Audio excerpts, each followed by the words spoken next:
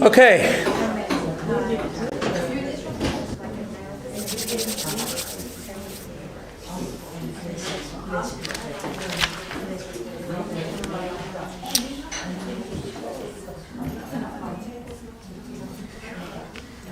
All right, good morning everyone. Welcome.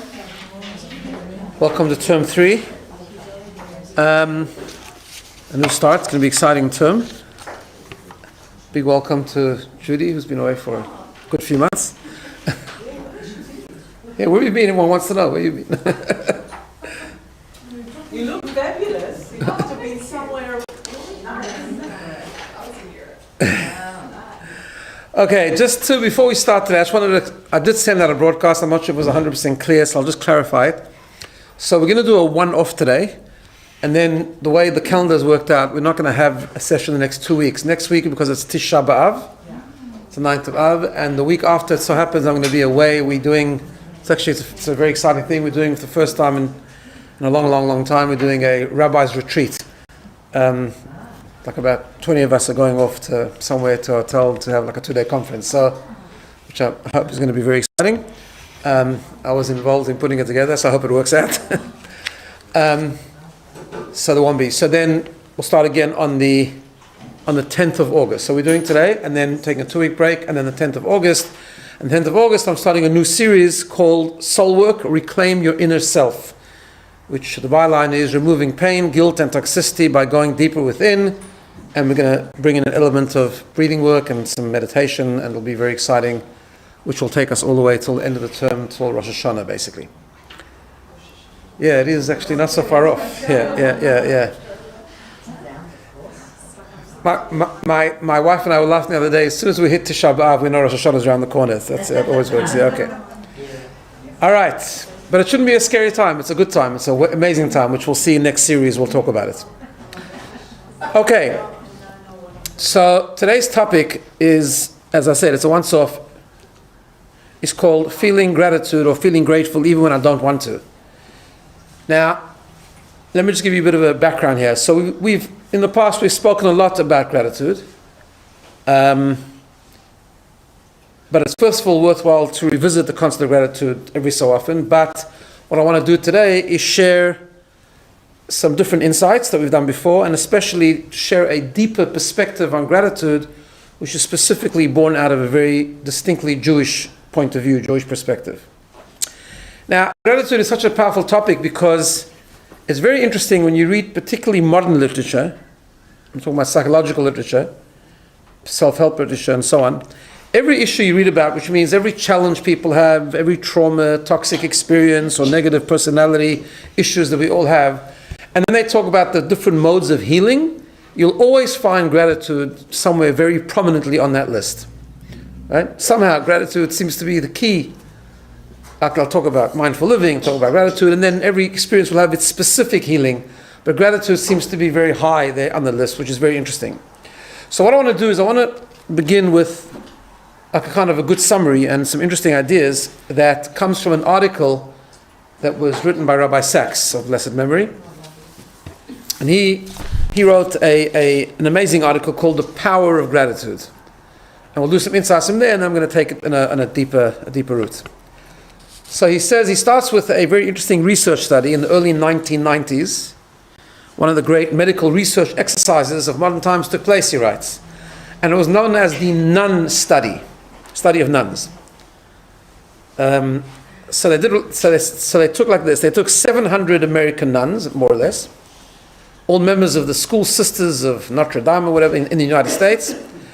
And they all agreed to allow their records to be accessed by a research team who were researching and investigating the process of aging and Alzheimer's disease and so on. Now, at the time of this research study, all the nuns were between 75 and 102.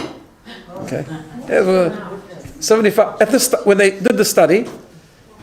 It was older nuns, all aged between 75 and 102. But what was interesting about this study was that all these nuns, when they were in their 20s, had been asked by the Mother Superior, whatever that is in the nun language, to write a brief autobiographical account of their life and reasons for entering their chosen path, right? So they had available their documents from when they were 20, and they were doing the research from between 75 and 102. And also what's always unique about the study is, when you study people, it's very interesting because when you study a group of people in research, I'm not an expert on any research concepts, but this is a logical thing. When you study people, you have to take into account differences between the people and also the different backgrounds, different experiences, right? So everything can have a factor, everything can contribute. What's great about studying 700 nuns is they all actually have a pretty similar life, right? They started when they were 20 and all started with a similar path. Obviously they're different, but they kind of doing the same career, focus on the same set of values, the same experiences, same daily activities, and so on and so forth. Okay, so they did this whole study. The results, which apparently were published in 2001, came out like this: that the positive emotions, contentment. Someone's saying, if you just put it off here. The positive emotions. It's okay. That's okay. That's okay. The positive emotions, contentment, gratitude was big on the list. Happiness, love, and hope. Right? So what they did was, they tracked the expression of positive emotions that was in their diaries from when they were 20. They had a whole system of how they can sort of decode the entries in the diary, and they could understand how it all worked. And they tracked the positive emotions, particularly the concept of gratitude, and saw in the studies later on, when these nuns were now 75, between 75 and 102, that the ones that had expressed positive emotions, things like happiness, love, hope, and gratitude, when they were young, in their diary entries, were more likely to be alive and well 60 years later. And they came out with their study that it was about a 7-year life expectancy difference. So like those positive emotions sort of added 7 years roughly onto the lifespan, which was quite amazing. Okay, so that was the study. So that's not completely surprising, because it does show the power of gratitude and the power of positive emotions and the power of learning to have healthy emotions and positive emotions, not only for longevity but also for wellness. In other words, it's two things: living longer and also being more well, just even physically. But as Rabbi Sachs put it, and I've said this many times in different studies, what medicine now knows about individuals, Moses knew about nations, right? So he already talked about this. And he makes reference to something that Moses says to the Jewish people before they go into Israel.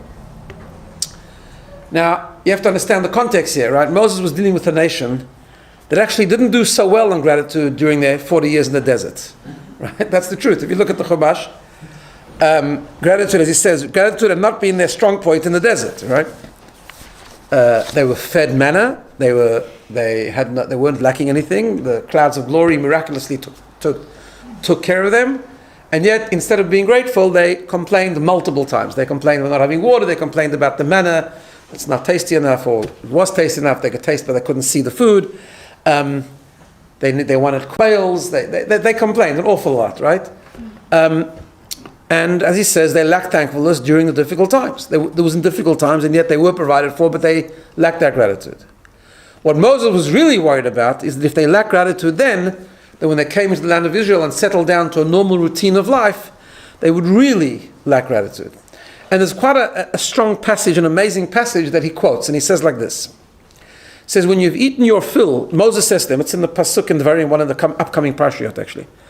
He says, when you go into the land of Israel and you eat your full, and you build fine houses, and your herds and flocks have multiplied, and your silver has multiplied, and your silver and gold is also multiplied. In other words, you're going to go into the land.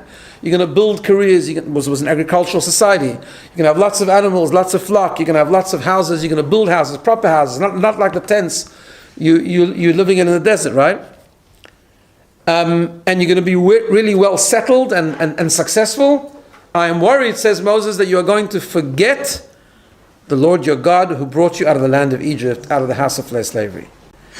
And he says to them, do never ever say to yourself, after you've built all these things, my power, in Hebrew, it's a famous phrase, kochi ve'otzem yodi, which means don't say my power and the might of my own hand have gained me this wealth, because you'll lose all sense of gratitude then, right? And you'll become coarse, he says. He goes on to say, you'll become coarse, you will go astray, and you'll fall into great depths of great problematic lifestyles, right? Because gratitude, of course, particularly from a Jewish perspective, has a lot to do with faith, right? It helps to understand that everything we have comes from God. All the blessings that we have come from God. God allows us to gain wealth. He allows us to be successful. He gives us that blessing, and we need to be grateful for that, right? We need to. It really goes down to something we spoke about last series about not developing a sense of entitlement. When a person says kochi ve'otzem yodi, when a person says it's my power and the strength of my hands that have achieved all of this, then you want more. Then greed takes over. Then nothing is enough. There's always something you want more than you've had. As the Talmud says, he who has 100 wants 200. He has 200 wants 400. In a negative sense, in other words, in the sense of greed, right? So, as Rabbi Sack continue, this is something that Moses alluded to already there, and the power and the importance, the critical importance of the concept of gratitude. And now we know, since the publication of that Nun study, there's been much more research, and I'm sure many of you have read the research, so many modern books about it, and we know that the concept of having gratitude and developing a mindset of gratitude and expressing gratitude and feeling gratitude improves physical health, immunity against disease. Grateful people are more likely to actually be more positive. They're more likely to do other healthy things like exercise, like go for regular medical checkups and things like that. Now we also know, and this is I think why it's such a foundation, right? And why it's always on the list. It's always high up on the list of any healing process, right?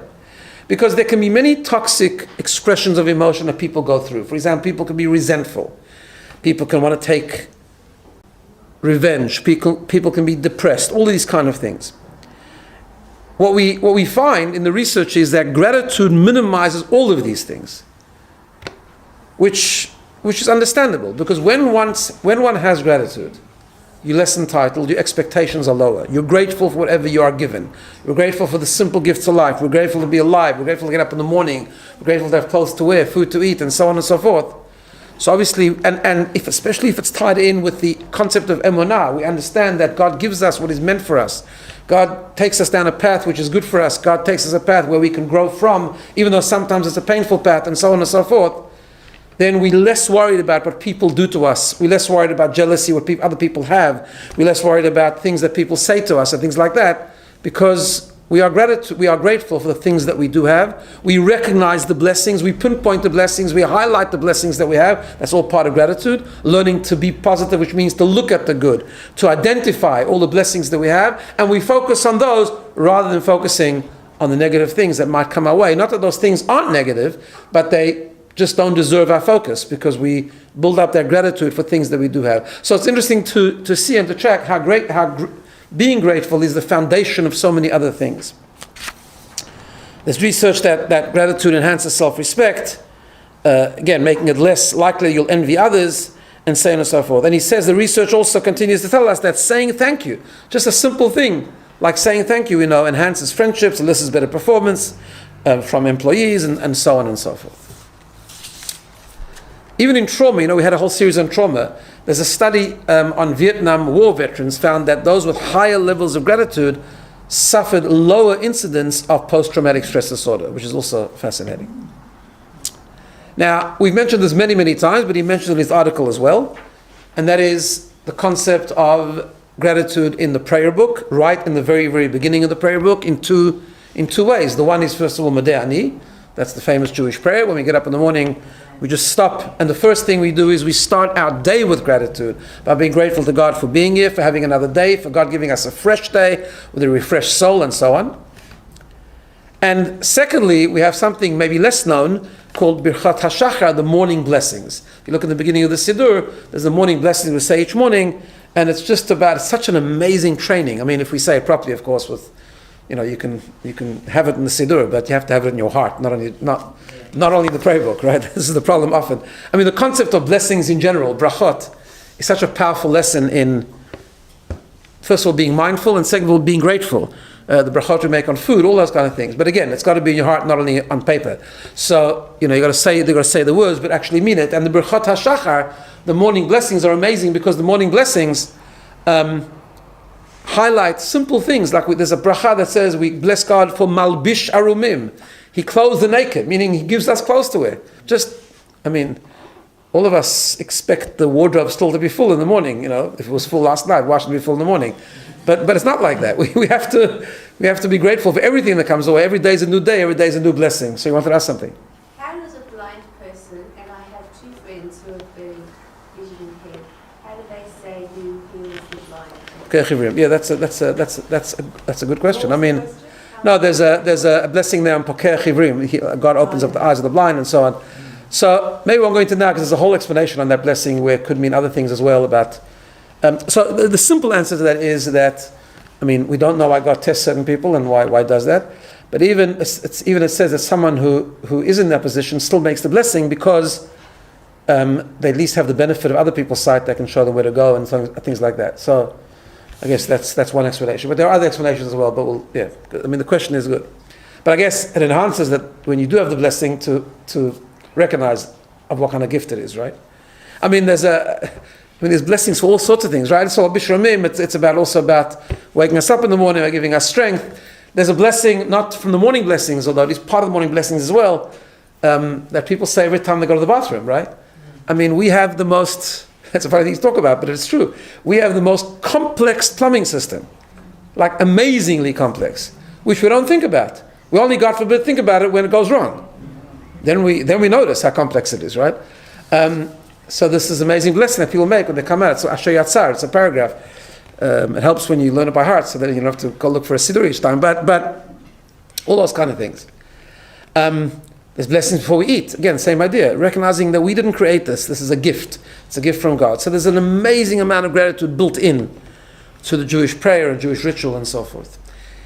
He mentioned something in the article, something I didn't know, which is actually a fascinating comment by the Eliyahu Rabbah. It's a 17th century sage. And he explains something interesting, which I've always wondered about, and he explains in the following way. So just to give you a bit of background, if you go to a service in shul, meaning when there's a minyan, right? So the custom is that, like when you pray alone, the highlight of prayer is what we call the Amidah. Amidah, halachically, is the main part of the prayer, right? Which during the week has 19 blessings, on Shabbat it has 7 blessings. It's a silent Amidah. But if you see in shul what they do is, and I'm not going to go into all the halachic background to it, in shul, there's a custom that when everyone's finished the Amidah, the Chazan, the leader of the congregation, repeats the Amidah. It's called the loud Amidah, the repetition of the Amidah, right?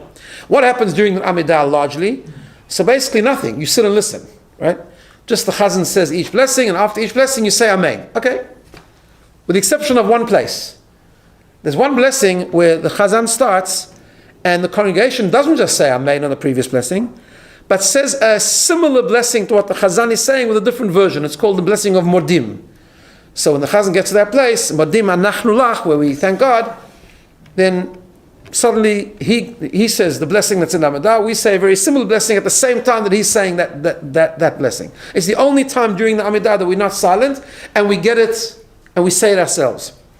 So the Eliyahu Rabbah says an amazing insight. He says, what is the blessing of Modim? It's a blessing. The Amidah has lots of different kinds of blessings, requests, praises for God, all kinds of things. The blessing of Modim is a blessing of gratitude, where we thank God for all the beautiful things that we have each day. Right? So we have that gratitude prayer in the Amidah as well. So the Eliyahu Rabbah says, gratitude you can't delegate. The rest of the Amidah you can listen and you can answer Amen, and it's as if you're saying it yourself, and that's okay. Gratitude is something you need to do yourself. You can't delegate gratitude to someone else. Right? The Chazan can say every bracha and you can say Amen. When it comes to the blessing of gratitude, every person has to get up and say it again. Because there's no limit to how important it is to express gratitude all the time and to not delegate it to someone else. There's never too much of gratitude. You can always express gratitude, and gratitude is so healthy.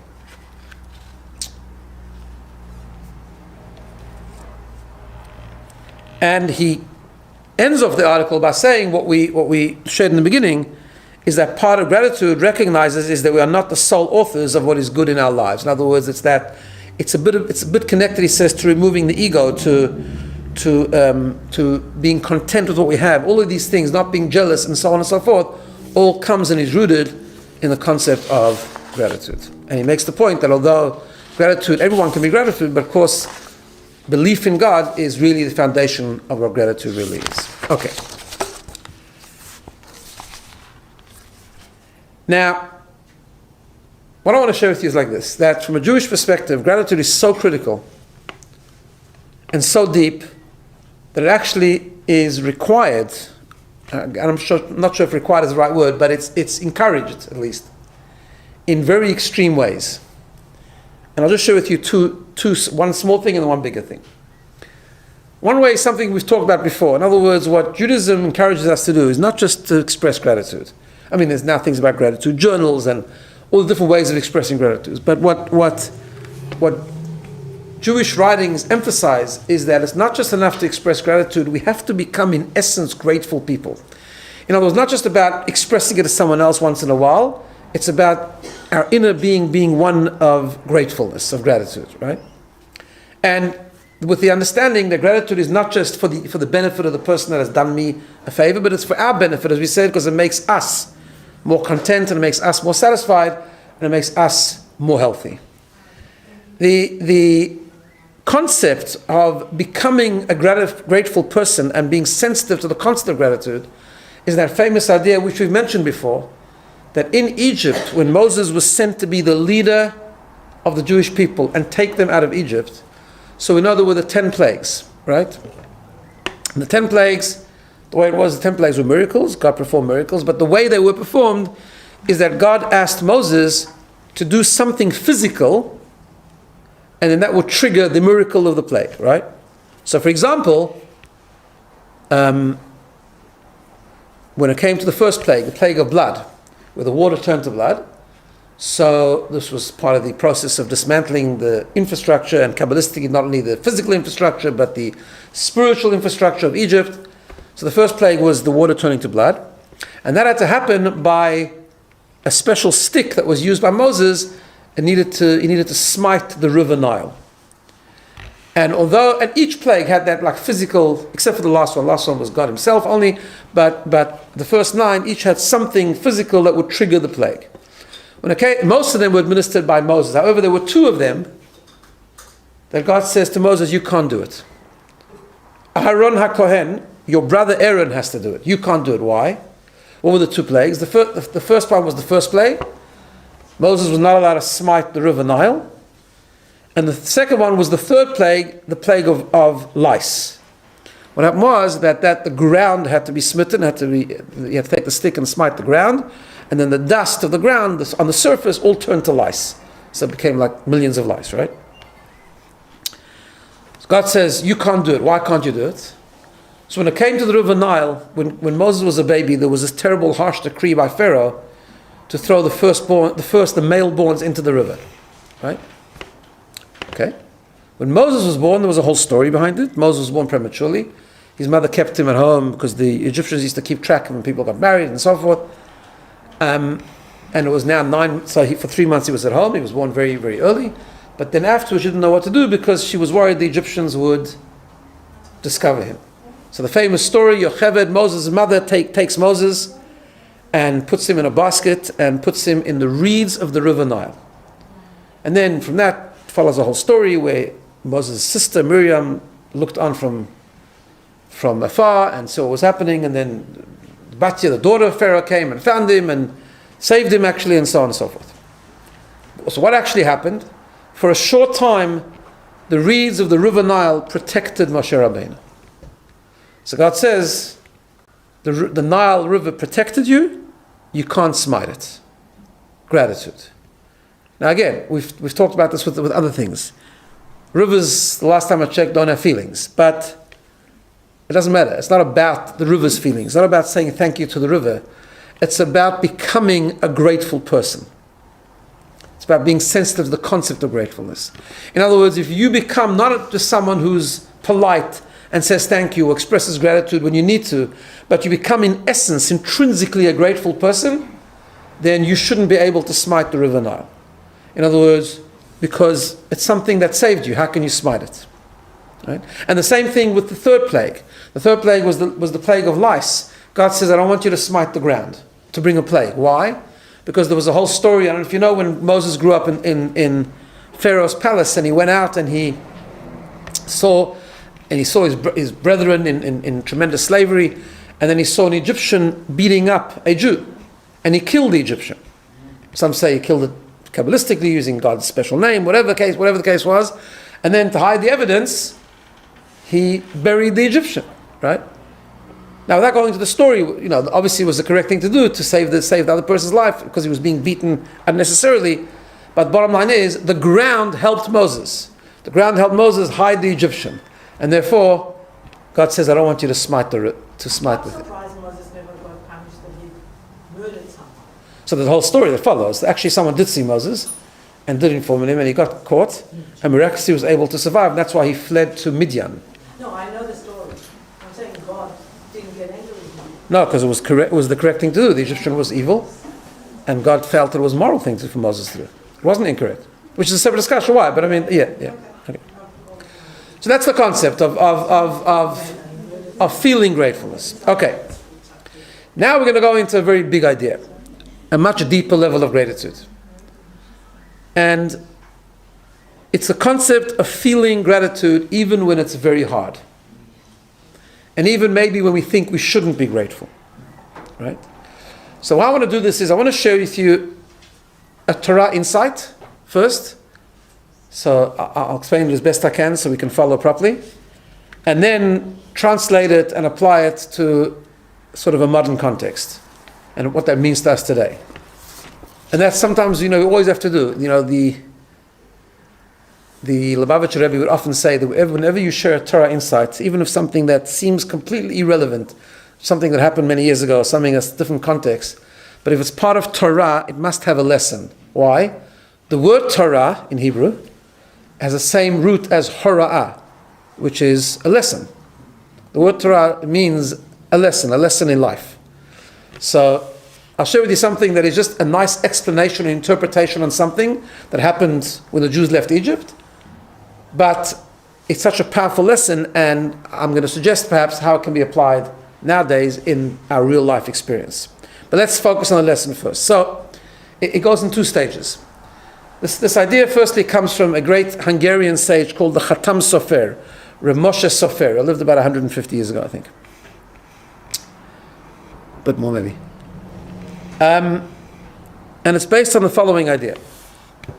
When the Jews left Egypt, the Torah says, there's a verse in the Torah, that v'chamushim alu b'nei Yisrael, that when the Jews left Egypt, they left with arms. There's a few translations of that word, but one common translation is that they left with weapons, right? In case they'd be attacked in the desert, which happened shortly after. They should be prepared and have some sort of army mobilized. They were a young nation still then at that time, but they left with weaponry. So the Khatam Sofer asked the question, he says, it's a really strange thing. If they in fact did have weapons, then we have a different problem. That when they came to the Red Sea, right, if you look in the story of the Chumash, they turned around, they were trapped, there was the sea there. There was a whole nother route to go, which they could have avoided the sea really. But they were trapped from behind because now Pharaoh and his army had they had regretted sending him out of Egypt, so they decided to pursue them. Right? Okay. So they started to panic. And there were different opinions of what to do. In fact, the Midrash says there were 4 opinions. Some say that's the miracle of the Exodus, that there was 3 million Jews and only 4 opinions. Okay. But there were 4 opinions. Some said that's it, we just got to jump in the sea and commit suicide. Others said we should fight the war. Others said we should pray. Others said just let's surrender and go back to Egypt, be slaves again. And God says they're all wrong, including prayer, by the way, because the time wasn't the time to pray, it was a time to focus on the mission, where you're working towards Har Sinai. You're all wrong. And then God responds to each of the four opinions. In terms of the opinion, in terms of the perspective of we should fight a war, we should attack. Let's attack. God said, no, Hashem yilachem lachem. God will fight your war. Just you be quiet, be silent, be passive, God will fight your war. The Khatam Sofer asked the question and he says, what's going on here? They came out of Egypt fully armed. Right? Now you could say they weren't trained, but the truth is, just a couple of months later, they were in the desert and they were attacked by the nation of Amalek. Right? In fact, no, a few weeks later actually. They were attacked by the nation of Amalek. And what did God say to Moses? Pray, you pray, but pick an army. 1,000 men from each tribe and go fight. And they did, and they won the war. So why can't they do the same thing there? The Khatam Sofer says, why can't they do exactly the same thing coming out of Egypt? They have an army of Egyptians coming behind them, but they had helped themselves to a lot of the Egyptian military before they left Egypt. Right? We know during the days of darkness, they found where everything is. When Pharaoh was desperate to send the Jews out, he gave them whatever they wanted. Right? In a moment of like, yes, go, just get out of here. And they were fully armed. Chamushim, they were fully armed. So why did God say, don't fight the war? Turn around and fight. Yes, of course, it'll be a miraculous war because God will need to help you, like He did with Amalek and so on. But fight a war. Jews fought many wars, which many of them were very hard to win, and many of them were won only with miracles. Fine, but they still needed to fight. So why at that time didn't they fight? So the Khatam Sofer says an amazing thing. He says they couldn't. God did not want them to fight the Egyptians specifically. Why? Listen to this. Because they lived in Egypt for 210 years. Because they lived in Egypt for 210 years. You don't fight a nation that you lived in the land for 210 years. They were slaves. Yes, exactly. They were slaves. They were oppressed. They were persecuted. But they still had shelter there. They still had shelter there. And it's a hard concept. It's a very hard concept. That's right. How do you explain Germany then? Exactly. That's I was thinking exactly the exactly same. What do you mean, how you explain Germany? Nazis were pure evil, but you have to understand, Nazis were different. The Nazis, the Nazis was a new regime, relatively speaking, whose sole intent was to kill Jews. Right away. We're not talking about Egypt. Egypt was kept them alive for 210 years. Weren't very nice to them. They were second-class citizens. They had to work hard. But Nazis came to power as a new regime and declared war on the Jewish people, just like Amalek did. Right? There was the Nazis actually didn't give them refuge. The Nazis came in and said, the intent here is not to have you live here. The intent is to really kill you out. So it's very different. I know, because I shared this with a person lately, and they asked me the same question. But I think it's very different, because it was about not having refuge there. There, they didn't want you to exist. The Egyptians didn't mind the Jews existing as long as they work for us, right? As long as they work hard for us with less than positive conditions. And nevertheless, God says you have to have some level of gratitude for the fact that you had where to live for 210 years, and therefore and was more. And I think the idea is, again, going back to not spotting the River Nile. It wasn't so much because God was worried about the Egyptians. At the end of the day, the Egyptians all drowned in the sea because they were evil. It was more about, it won't be good for you to fight them. Because for you to turn around and to fight a nation which gave you home for 210 years, even though it was less than desirable home, it's not good for you.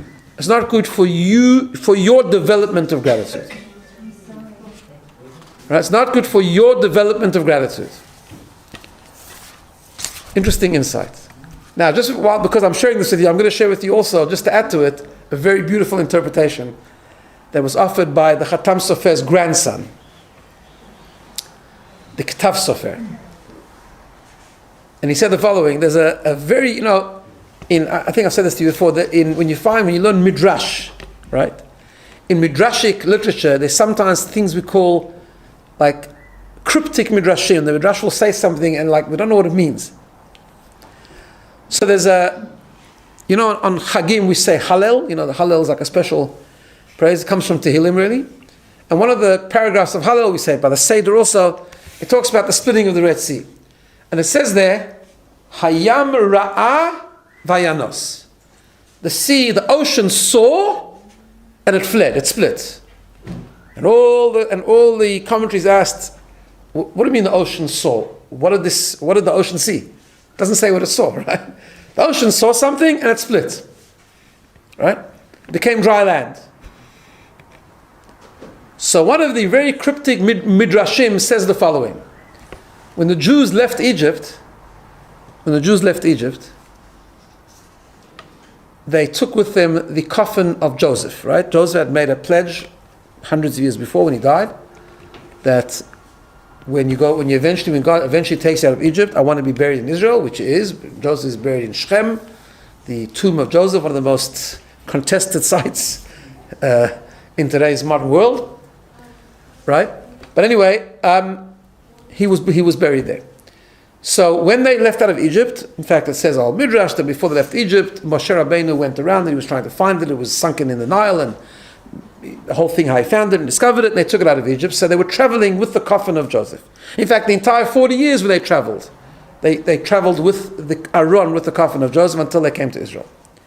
Says the Midrash, Hayam Ra'ah Vayanos, the ocean saw and it split. What did it see? It saw the coffin of Yosef. What's that supposed to mean? Right? So the Ktav Sofer says an amazing thing. What do you mean the ocean saw that Yosef was there? So he says, okay, I'm splitting. So there's it's a midrashic idea, but it's a very powerful idea. Midrashic idea goes like this. The ocean didn't want to split. The ocean was created by God. Water flows. The ocean says, my job is to flow. My job is to be water. Why should I split? And then suddenly it sees the coffin of Joseph and it's splitting. Why? So let's go all the way back to when Joseph was sent to another biblical story. Joseph is sent all the way down to Egypt, and he ends up working for Potiphar. Potiphar and his wife, one of the great ministers of Egypt, and he's very successful there. And suddenly it takes a turn of events. He's working for them. They gave him a job, they employed him, they were treating him well. And then Mrs. Potiphar, Potiphar's wife, decides she likes Joseph and she tries to seduce him. And he refused. And then one day, there was some sort of holiday, it says, and all the household people were there. She said she's not feeling well, so she's not going. And Yosef comes to the house to do his work, and she corners him. Right? Shechva. A whole story. It was very tempting. This shows you about the human struggle. Even Joseph, such a righteous person, almost succumbed. The Midrash says that he saw all of a sudden a vision of his father, and he refused, and he says no, vayama'en, he refused flatly, he says no, I can't do this. And he knows that this is getting really tricky because she's grabbing him. So it says what he did was, he was wearing like a jacket, a bag, some sort of garment. He wiggles out of his garment, vayanos hachutza, and he runs outside. The problem is, now she's got his garment. So when Potiphar comes back, she makes up a whole story. She says, because now she's angry with him. She says, you know what? Joseph came to me and he tried to play games with me. And evidence, I've got his garment. And Potiphar throws Joseph in jail. And he spends many years in jail until he comes out and interprets the dreams of the baker and the butler and Pharaoh. And he becomes the viceroy of Egypt. So the Ramban Nachmanides, one of the great sages in the 13th century, the 14th century, asked the question. He says, Joseph was a very strong guy. We know this from later Midrashim, I think. Potiphar's wife grabs him. He just should have fought with her and pushed her away and run out, leaving no evidence. Says the Ramban Nachmanides says, again, this concept of gratitude, Joseph could not see himself wrestling with Potiphar's wife. They were employers, they were people who gave him a job, they were treating him nicely, except for this moment. And he couldn't do that, so he decided to do it without aggression, without force. He tried to wiggle out and leave. So he says, the Ktav Sofer says, this is the story of the sea. Even though it put him into danger, right? He says, this is the story with the ocean. The ocean doesn't want to split. The ocean, figuratively speaking, has this complaint. You guys have got weapons. Fight back. You don't need to split. Fight back, defeat the army, and you'll find a different way around, which there was. According to the commentaries, there was a way around. And they're not fighting. They're saying shtum. God says, don't fight. There's no war. But there's an ocean there. Ocean's not budging. Says the Tehillim, Hayam Ra'ah. The ocean saw, what did it saw? It saw the coffin of Yosef, reminding the ocean that Joseph could have also fought, and he refused to do that because he wouldn't fight against someone who gave him a job. Then he realized, that's why the Jews are not fighting, because they want to be like Yosef. They don't want to fight against the Egyptians who gave them lodging for 210 years. The ocean saw the coffin of Joseph, and the ocean split. Okay, that's just a nice interpretation. Why am I sharing this with you? Because, what's the relevance? It's a nice idea, it's a good drasha for shul, on the parsha we read about Joseph, but why? Right? But you're not in shul and you're not interested in drashas, so why? So why am I giving you this drasha? Even though I think it's a beautiful interpretation, but what's the relevance? The relevance is much more important than we think it is. So listen carefully. We have the same issues that go on today. Not with Potiphar's wife, and not with fighting against Egyptian armies, but we have the exact same thing in all life experience. Often, people have fallouts with people, right? What happens when we have a fallout with someone? As they say in Yiddish, all of a sudden that person who might have been very good to us and done lots of good things for us suddenly becomes completely, what they call in Yiddish, completely treif, right? that's the expression they use in Yiddish, right? That's someone that's completely treif. In other words, that's it. This guy's all bad. Everything is bad, especially today, right?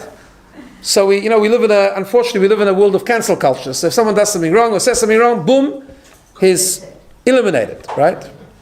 That could be a person that did something really good for us, could be something but they did something wrong, and we just don't have any sense of, and sometimes, by the way, fallouts are legitimate, right? So I'll give you a couple of examples, and I think this is a really important thing to take into account, this interpretation about the Jews not fighting back to Egypt, right? It could be someone has a job, someone comes to a new place, someone needs a job, someone needs employment, for example, and is given a job by someone, right? And then after a couple of years has a fallout with the boss, let's say. I'm just giving you a simple example. I'll give you three examples. And maybe that fallout is 100% legitimate, which means the person needs to move on. We're not beholden to anyone, right? So people move on. They start with someone, they move on, they move on for various reasons. But sometimes, division and human emotion has it that if you move on in the context of something negative that happened, suddenly that person is completely negative. We have nothing good to say about that person. On the contrary, we'll gossip about that person, we'll talk badly about that person, we'll run down that person, we'll even harm that person if the opportunity comes our way. And we forget, hold on a second, yes, that person did something maybe really wrong to us, but he also helped us out. He did something really good. He gave me a job when I was first here. So, doesn't mean I have to be their best friend, doesn't mean I have to work for them forever, of course not. You go on, you have disagreements, I think I'm right, they think they're right, I move on, I go into different areas of my life, that's great. But we still have to have gratitude. We have to have gratitude at least not to be poisonous, not to be toxic about it, not to harm them in any ways, not to make it our business to gossip against them in areas where it's not relevant. I mean, there's sometimes where Lashon Hara is permitted. Where if they're going to harm someone else, for example, you protect other people, of course. But we have to have that sense, even then. We can't stand the guy, and it's not the kind of guy we want to feel gratitude to. It's not the kind of guy that maybe we want to, wish Shana Tova to or something. But there's a sense of gratitude. He might be as bad as Egypt, but he gave you lodging, right? It's a modern day application. He gave you a space. He gave you support when you needed it. You need to show gratitude. That's one example. Another example is something that I've mentioned many times, but it's so important because I see it many times when talking to people. And I'm mentioning it because there's a trend. There's a trend in a lot of, not always, but a trend in modern psychotherapy and modern sort of healing from trauma and things like that people often discover and find the source of their challenge. We talked about this when we talked about trauma. And very often the source of people's trauma is their parents. Legitimately so. So, what's that? No, please. Right? Often. Everything. It's all our fault, exactly. Right? It's my parents' fault and my kids, their parents' fault. That goes, right? But the problem is that you have psychotherapists and you have sometimes people in the therapy field that actually actively tear people away from their parents in the name of your healing. So you need to feel better, and you need to do it for yourself, and therefore you need to emotionally completely disconnect from your parents. Now this happens all the time, by the way. This is a serious thing, right? From a Jewish perspective, it is completely wrong. It doesn't mean that you don't create boundaries. It doesn't mean that your complaints are not legitimate. As I said many times, no one's a perfect parent, but that's okay. And maybe they actually did. They really maybe didn't treat you well. Maybe they didn't parent you well. But they gave birth to you. They gave you shelter. They gave you food. Put you through school. So there's no disconnecting. From a Jewish point of view, that's not correct. We talked about this once. Boundaries, yes, if you need to. Protection, yes, if you need to. But the Talmud is very clear that there is sometimes with parents that are harming or to have an ongoing relationship with parents that can be very harmful. That's sometimes a legitimate route to disconnect from them and to stay away from them. But it's absolutely even then prohibited from the laws of kibbud av v'em, laws of honoring parents, to do anything damaging to them, to shame them, to be disrespectful to them, right? So it's not either or nothing. Some people think I either can have a full-on relationship or I have to completely disconnect. That's not true. Those are the two easy options. Sometimes the hard option is that you need to disconnect on some level because you need to create a boundary. Maybe there is a toxic relationship. Maybe it does need to be protected and be sort of cut down a little bit. But it doesn't mean that it needs to be completely. It doesn't have to be completely disconnected because that's not right. There's a sense of gratitude. Even if you think your parents are as evil as Mitzrayim, even then there's a sense of gratitude. That's what the Torah is teaching us. Even with Egypt, which seems bizarre, and I think people will be uncomfortable with that because it is a very uncomfortable concept. It is bizarre that if you have a nation of Egypt who oppressed us for 200 or much of 210 years, we should have gratitude for them. Yeah, because something they did give you. And for that something, they deserve some level of gratitude. How much more so when it comes to people growing with parents where often it's not as bad as people make it out to. There's no, as I said, there's nothing, there's no perfect parent. All parents make mistakes. We'll make mistakes. Our kids, when they become parents, they're going to make mistakes. Maybe even bigger ones than we make. But right? That's it. We're not perfect. Human beings are not perfect. No one has training for parenting. God didn't give us a requirement for qualifications to get a PhD in parenting before we start parenting. If we did, the world would be long destroyed because there wouldn't be any people anymore, right? So we just keep going and we try our best. But okay, and sometimes we do really wrong things, and sometimes parents do really wrong things, and maybe there are consequences. But the complete rejection because it feels good, because it'll be good for my healing, that's a very self-centered, egocentric view. You might need to do certain things, maybe temporarily, you might need to create boundaries, but to disconnect, to be disrespectful, to completely discount any good they might have done for you is a terribly wrong thing. I think this is a perfect modern application of the lesson that Torah is telling us, that gratitude has to apply even when you don't like the person anymore, even when it's uncomfortable, even when you don't want to be grateful or you want to completely disregard anything that might have happened that's positive in the past. And while we're talking about it, let's just add one more thing. I'm only mentioning this because I see this and it's just very sad. And some relationships come to an end and some marriages come to an end. And that's part of life. And sometimes that's legitimate and it has to happen. But I just find that it's a very hard thing what I'm going to say because it's often very painful and extremely emotional. But what happens is when people become very emotional and full of resentment and hate, and sometimes legitimate hate sometimes, I don't mean legitimate hate because hate's never legitimate. I mean legitimate complaints and perspectives. Then people become extremely obsessed with being right rather than doing the right thing. Being right rather than being happy, right? I'm just dealing with a case recently where, what should I say? They're just both crazy. Because I just can't get through to any of them. That they both are ruining their children, the ones they had together, right? So don't talk to them, hate them, think they're evil. But the other one is the parent of your children. So do the right thing. Just have that little bit of gratitude that it is the parent of your child.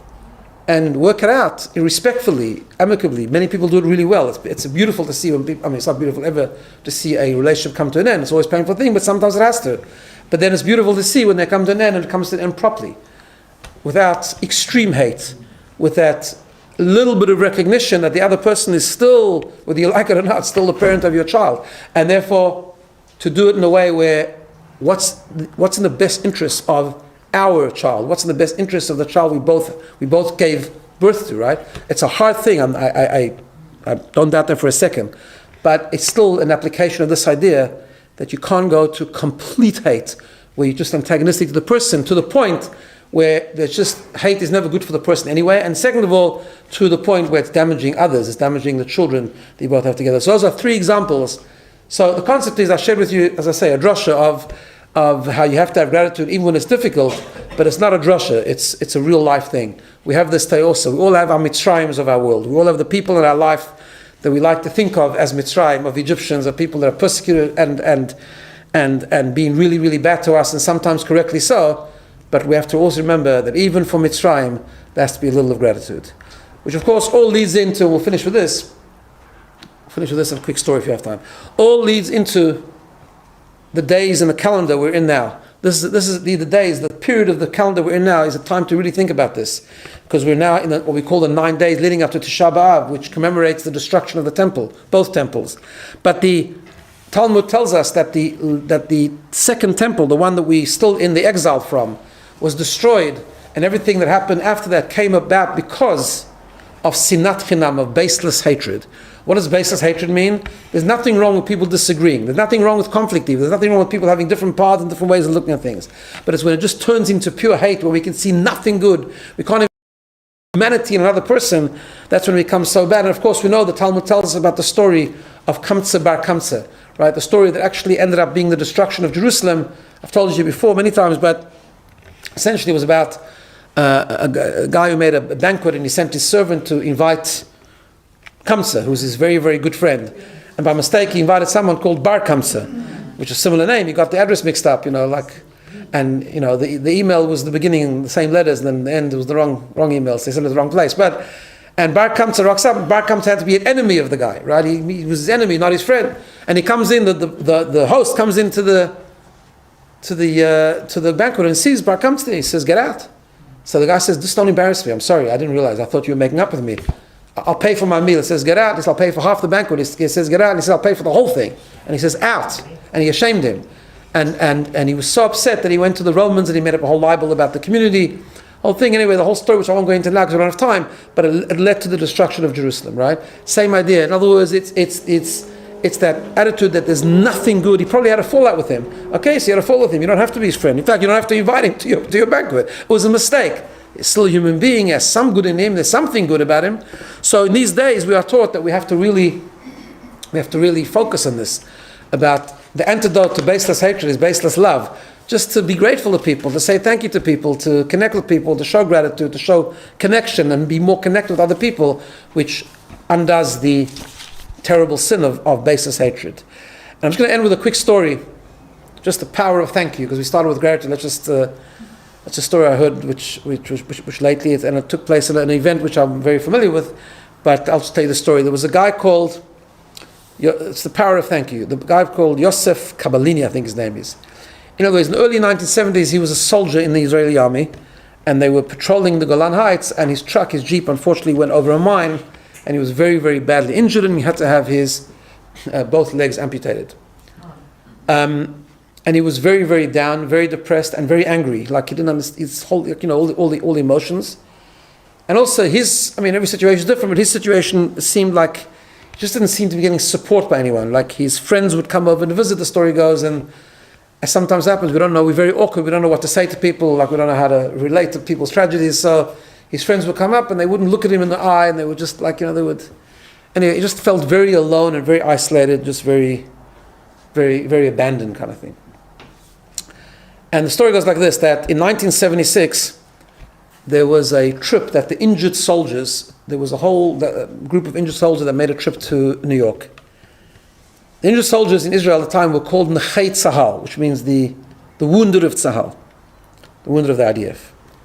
And someone suggested to them that they visit the Lubavitcher Rebbe. So there was a whole thing that they asked the Rebbe said for sure, and they cleared, the Rebbe's shul is like a basement, so they cleared out the whole bottom of the basement, made access possible, wheelchairs and so on. And the Rebbe came out just to give a talk for these people. And a very unusual thing, the Rebbe actually spoke in Hebrew. The Rebbe never spoke in Hebrew. The Rebbe publicly always spoke Yiddish. He spoke Hebrew, he spoke Hebrew privately with people, but he always spoke Yiddish, that was his mother's tongue.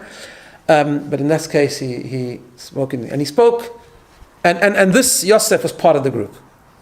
And the Rebbe spoke in Hebrew, and the Rebbe spoke about the importance of the body being a vehicle for the soul, And he said that he spoke about the whole idea that when a person's body is injured, the soul is still there. In fact, the soul becomes stronger. And he spoke about sometimes God gives other ways that a person's compensated. He has other ways he can compensate even physical things to fulfill the mission of the soul. He spoke very, very beautifully. At the end, and I've heard the recording of this, actually, it's quite phenomenal. The Rebbe says, first of all, the Rebbe said, and because obviously that means the soul of each of you become much, much stronger. He says the custom of Jews is always to interfere and give people unsolicited advice, so he's going to also do that. And he's going to say he doesn't like the name, the Rebbe said he doesn't like the name they're given. He doesn't like the name Nechei Tzahal, injured of Tzahal. The Rebbe was very big on this, by the way, he didn't like negative things. So he said he thinks they should change the name, I don't know if they did or not, but he says he thinks they should change the name to Mitziyanei Tzahal, the outstanding of Tzahal. Anyway, interesting thing. Then the Rebbe ended like this, he said, that he wants to, I'm sorry, I know time's over, I have to have another 2 minutes, is that right? Yeah. So he said that he wants to ask them, just the wording was just phenomenal. He said he would be pleased if he could please be given the honor, because the Rebbe always spoke on a top platform, that's the way he used to speak. If he could please come down and personally give each one of the soldiers $1 to give to charity and to shake the hand. And, and of course so the Rebbe came down and he approached, this was the only time in his leadership this ever happened, because normally everyone, when he would give out things, people would go to him, right? They would line up. So he came down specially and he approached every single soldier, shaked his hand and gave them $1 to give to charity and a short blessing. And said something to each soldier. Later on it was discovered he didn't say the same thing to every soldier. He said something different to each soldier, which was interesting. When he came to Yosef, he took his hand, he looked him very, very straight in the eye, and he just said, Toda Rabba, thank you. That was it. And he later on was recorded, he was interviewed, and he said that was the turning point of his life. That warmth and that sense of gratitude, I guess, thank you for your service, thank you for helping Israel, thank you for sacrificing yourself, whatever the case was, or thank you for being here, whatever the thank you meant. I don't even know how he took it, I'm not even sure how he interpreted it. But just the thank you that was given with warmth, not just saying thank you, it's how we say thank you. The thank you and the fact that the Rebbe looked him straight in the eyes, made eye contact, connected with him and said thank you, started his journey of healing, and later on he went into business and he became a successful person and so on and so forth. So the power of gratitude is great, especially in these days, the days where we live in times of division, and we live in the days of the calendar which commemorate the time of conflict and division in the times of the temple. It's a good time to have this topic and to talk about strengthening our own sense of gratitude to God, gratitude to other people, and using it to become stronger and more healthy people.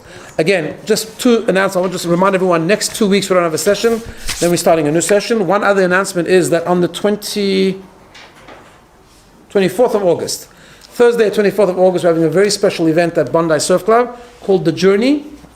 We did this a few years ago only for young adults. We had lots of complaints that why we didn't include older adults, so we're doing it now.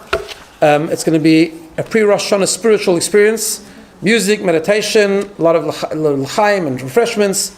Please take a flyer, and I hope to see you there and spread it around. Have a wonderful week, and we'll see you in 3 weeks.